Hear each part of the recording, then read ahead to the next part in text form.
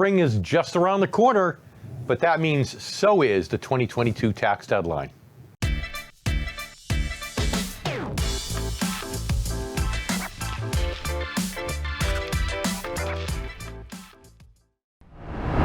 Hi everyone, I'm David Scranton. Yes, it's almost March, and that means that we're right in the thick of tax season. So if you haven't filed yet, there's still time to take steps to minimize your tax burden, to maximize your refund, and to help avoid potential penalties. We'll talk about all that and more right here on today's show about timely tax tips for 2022. We'll cover things to expect when filing this year, basic tips that apply pretty much every year, as well as some evergreen tax tips for retirees and near retirees, as well as how to prepare for one of retirement's biggest tax challenges. But first, let's cover some things that you should know and expect when filing this year. Number one, expect complications and expect delays just like last year. The pandemic disrupted operations at the IRS as it did with many different businesses. And that means that if you're expecting a refund, you might have to wait longer than usual for it. The IRS actually offers 3 tips to help avoid that possibility. 1, file as early as you can. It's almost too late for that. 2, file electronically. And 3, choose to receive your refund by direct deposit. It's also more important than ever this year to make sure that you're filing an accurate return. So take some time to manually review all your forms before submitting them. The IRS also recommends making sure you know all the forms and documents that you're going to need. In addition to your W-2, these might include 1099 forms for miscellaneous income, 1098 forms for mortgage interest statements, Letter 6475, which you'll need if you've received another stimulus payment last year. What about money earned on your investments? Well, if you're still investing for growth, short-term capital gains are taxed as ordinary income according to 2022's federal tax brackets. Long-term capital gains have preferential treatment. Oh, and by the way, did you jump on the cryptocurrency bandwagon? Well, if you did and you sold some, then your Bitcoin, your Ethereum, or other cryptocurrencies, the gains on those are also taxable. But now let's take a moment to cover some strategies that might help you save some money next year, as well as in following years. Number 1, review your withholdings. Why? To make sure you're not overpaying your taxes throughout the year, because ultimately that money could serve you better by being used to increase your 401k contributions or to pay down debt or for other things better than paying to the IRS waiting to get a refund. And this leads us to tip number 2. Do make sure that you're taking full advantage of your 401k plan. How? By meeting at least your employer's maximum match limit. If you have the cash flow to do more than that, then go ahead and do it. But at bare minimum, maximize the match because it's an easy way to double the money that you're saving for retirement. At the same time, you're decreasing the amount of income that gets taxed. Number 3, itemize if you can, if it works for you. Yes, it makes sense to take the standard deduction in some cases, but if you have a mortgage, state and local taxes, maybe some major medical bills or other expenses, you may have enough deductions to make itemizing worth your while. And finally, make sure that you stay up to date on all the latest tax rules and guidelines. And this becomes increasingly important as you approach and enter retirement. Now, beyond that, here are a few other things that can help you tax-wise if you're retired or maybe you're approaching retirement in the next 10 years or so. First, know the benefits of tax diversification. Now you're thinking, what is that? I know how to diversify my investments against different asset classes. Sure you do. But you can also diversify across different types of taxation. And it all starts with knowing the differences between various types of retirement accounts, because they differ in many ways, including by contribution limits and how the contributions and the withdrawals are taxed. For example, 401ks are funded with before tax contributions. Your money then isn't taxed until it actually goes into the account, but any and all withdrawals are taxed as ordinary income. Roth IRAs can be thought of as the opposite, because those are funded with after-tax dollars.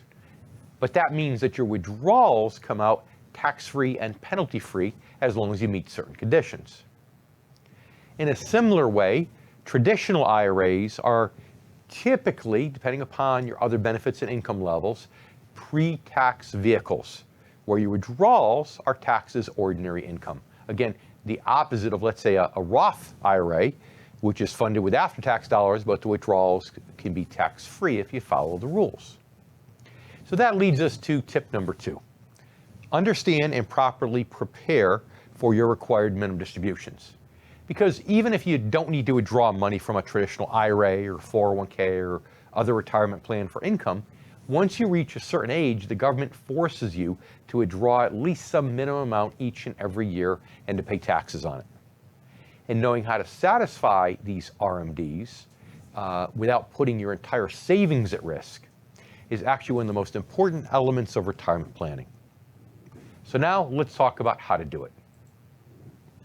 Without a doubt, RMDs can be complex, and they can also lead to unpleasant surprises when they're not handled correctly. Surprises such as a big spike in your taxable income, an IRS penalty of, get this, 50%, or even worse, the depletion of your retirement savings. And RMDs, required minimum distributions, start at almost 4% of your retirement plan balance, and they increase each year as you get older. Now, once you've properly calculated how much your RMDs are going to be, the most important next step is to make sure that you have the right asset allocation to satisfy them without depleting principal. In my experience, that means an allocation that can generate at least a 4% dividend or interest payment. If you're earning less than that, then you might just be at risk of cannibalizing your principal and ultimately running out of income. An advisor who specializes in retirement income, not retirement planning, retirement income, can help you avoid that pitfall and can also help you make sure that you're well prepared for all the new tax challenges that you'll face in retirement. But because we have this special guest today, we're not going to really talk about taxes on this video, because today, February 22nd, the S&P 500 has officially gone into correction territory. That means a 10% drop from the previous peak. So I just can't miss the opportunity to focus on that exclusively with today's special guest, Harry Dent. Harry is the editor of the Economy and Markets newsletter, available for free at harrydent.com. Harry, great to have you with us again, as usual. Yeah, nice to be back, David. So, you were here just last year, and you predicted a major pullback in the markets in 2022. Do you feel like this is what we're seeing now is the beginning of that? Or do we still have a little bit more air in the balloon before we see that pullback, or have you changed your predictions? Well, I'd say the odds are we are. My biggest issue right now, when I study bubbles and how they burst, the biggest surprise that most people know little about, the first crash after a bubble is typically 46% in 2.3 months. And so we may be, I'm tracking this downturn right now since January 4th, the final top in the S&P 500 after a lot of other indices top. And basically, if this is correct, we could be down 40% or more by the end of March. So if we don't see this correction here, which has been pretty sharp, get a lot sharper in the next week or two, then we're probably going to make one more run at new highs. And I think if that's the case, you'll only see a new high in the S&P 500, probably not the NASDAQ, certainly not the small caps, Russell 2000, and many other markets, and that'll be a final top in confirmation. But I'd say the odds are we've already seen a top, but I'm telling you, when these things finally go after going up and up and up, it's very brutal. Yeah, and the NASDAQ and the Russell are down almost 20%. And I know when we spoke before, you thought we'd get up to about 4,400 on the S&P, and that would be about it. We got to almost 4,800. So I think that's even surprised you. But the market's been resilient. I mean, think about the amount of bad news today just to get us in correction territory. The thing, as we record this on February 22nd, that pushes us below that number was confirmation that it looks like the whole Russian-Ukraine incident is more likely Russia's more likely to invade. But even before that, we have inflation reports that are as high as we've seen since 1980, which I guess makes sense. As an economist, you don't need me to tell you that with all the printing of money, of course, that makes sense. And concerns about the Fed raising rates and how quickly will they do it? Will they cause a recession? But in spite of all that, we're only down 10% on the S&P. So that's a lot of resilience. What at this particular stage makes you feel as though that resilience is finally going to break in 2022? Well, it really is this first crash, and I'm not convinced yet, because when you have this much support, you got to realize we printed $3.5 trillion, the Fed, after the 2008 crisis, the first few years. And then it kind of planed out, and they just kind of went it steady and just holding high stimulus, but not increasing. We printed $4.5 trillion, probably going on 4.6 or 7 now, just in the last 2 years. This is an incredible jolt. And what you get, David, and I've been warning about this, yes, you can keep stimulating, and they can keep doing it more and more, which they are, but it is diminishing returns. And so the fact that they even have to print $4.5 trillion just because of a short-term crisis, COVID, shows how little they're getting now, and the fact that the markets are down this much. Like you say, they're resilient. They're resilient for a good reason. All this printed money, they didn't send checks, which I would do. If I was going to stimulate, I would send it to households to spend, or businesses, okay? No, they're just basically buying bonds and financial securities in the markets, which means more money, new money, not coming out of consumers and the economy and businesses created by the government, that's going directly into buying financial assets. And it starts, the government buys bonds, but then those people sell the bonds and they trade up to higher yield bonds and then the stocks. And so it goes all in, all financial securities go up. And the biggest beneficiary for this type of stimulus is always the stock market, real estate too, all financial assets. But the stock market does the best. So the stock market is resilient. And that's why I'm telling my subscribers, what we need here is for the markets to go down enough to break the confidence that has been created. Because you got to realize that, people aren't stupid, okay? When year after year, they just print money out of thin air, and that's the only reason the economy's going up. You got to start saying, hey, this doesn't really sound sustainable. Like it makes sense. But it has worked long enough.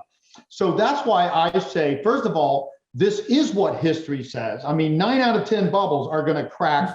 They're going to make half the crash in the first 2 or 3 months. That is what it takes to jolt people out and say, hey, sorry, folks, this bubble's over. This has to happen to break it.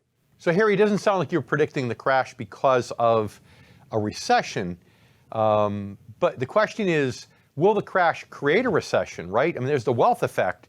And of course, this would create the inverse of wealth effect when people start to feel less confident because their 401ks, their brokerage accounts are worth less. So will that create a recession, which then has a snowball effect to make the markets even worse? Yeah.